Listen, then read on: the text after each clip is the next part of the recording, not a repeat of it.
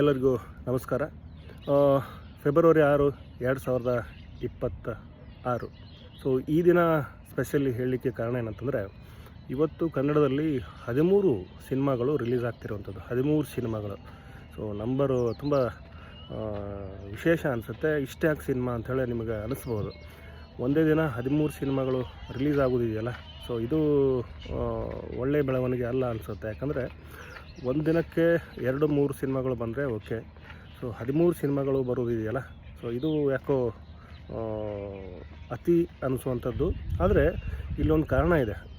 ಈ ತಿಂಗಳು ಅಲ್ಲ, ಅದು ಮಾರ್ಚ್ ತಿಂಗಳು. ಸೊ ಮಾರ್ಚ್ ತಿಂಗಳಲ್ಲಿ ಟಾಕ್ಸಿಕ್ ಸಿನಿಮಾ ಬರ್ತಿದೆ.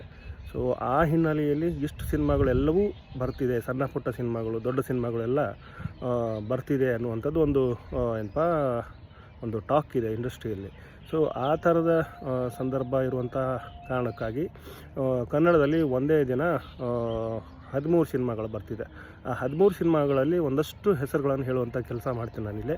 ಒಂದು ರಕ್ಕಸ ಪೂರ್ವದಳು. ಇದು ರಾಜ್ ಬಿ ಶೆಟ್ಟಿಯವರ ನಾಯಕ ನಟನೆಯ ಸಿನಿಮಾ. ಇದ್ರ ಬಗ್ಗೆ ಒಂದು ದೊಡ್ಡ ಹೋಪ್ ಇದೆ. ಒಳ್ಳೆಯ ಕಂಟೆಂಟ್ ಇರುವಂಥದ್ದು. ರವಿವರ್ಮ, ಸಾಹಸವರ ನಿರ್ದೇಶಕ ರವಿವರ್ಮ ಅವರ ನಿರ್ಮಾಣದ ಚಿತ್ರ. ರವಿ ಸಾರಂಗ್ ಯಾರಪ್ಪ ಅಂದರೆ ಜೋಗಿ ಪ್ರೇಮ್ ಅವರ ಶಿಷ್ಯ. ಸೊ ಅವರ ನಿರ್ದೇಶನದ ಚಿತ್ರ ಇದು. ಇಲ್ಲಿ ಒಂದು ಒಳ್ಳೆಯ ಕಂಟೆಂಟ್ ಇದೆ ಅಂಥೇಳಿ ಒಂದು ನಂಬಿಕೆ ಇದೆ. ಇದಾದಮೇಲೆ ಇನ್ನಷ್ಟು ಸಿನಿಮಾಗಳು ಅಂತೇನು ಹೇಳಿದಲ್ಲ, 13 ಸಿನಿಮಾಗಳು.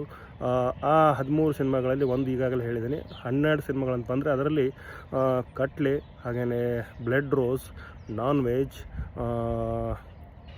ಜೇಸಿ, ಕರಿಕಾಡ, ಈ ಥರದ ಸಿನಿಮಾಗಳು. ಇನ್ನೊಂದು ಸಿನಿಮಾದ ಹೆಸರು ಏನಪ್ಪ ಅಂದರೆ ಅದು ಗಾರ್ಗ, ಅಶ್ವಿನಿ ರಾಮ್ ಪ್ರಸಾದ್ ಅವರ ನಿರ್ಮಾಣದ ಸಿನಿಮಾ. ಇದಕ್ಕೆ ಅವ್ರ ಮಗನೇ ನಾಯಕ ನಟರು ಅನ್ನುವಂಥದ್ದು. ಸೊ ಈ ಥರದ ಸಿನಿಮಾಗಳು ಬರ್ತಿರುವಂಥದ್ದು. ಈ ಸಿನಿಮಾಗಳಲ್ಲಿ ನೋಡುವ ಅವಕಾಶ ಸಾಕಷ್ಟಿದೆ. ವಿಮರ್ಶೆ ಮಾಡೋರಿಗೆ 13 ಸಿನಿಮಾ ನೋಡಬೇಕು. ಇನ್ನು ಪ್ರೇಕ್ಷಕರು ಯಾವ ಸಿನಿಮಾನ ಒಪ್ಕೋತಾರೆ ಅನ್ನುವಂಥ ಒಂದು ಕುತೂಹಲದ ಪ್ರಶ್ನೆ ಇದೆ ಅಂತ ಹೇಳ್ತಾ ನನ್ನ ಈ ಒಂದು ವಿಡಿಯೋನ ಇಲ್ಲಿಗೆ ಎಂಡ್ ಮಾಡ್ತಿದ್ದೀನಿ. ನಮಸ್ಕಾರ.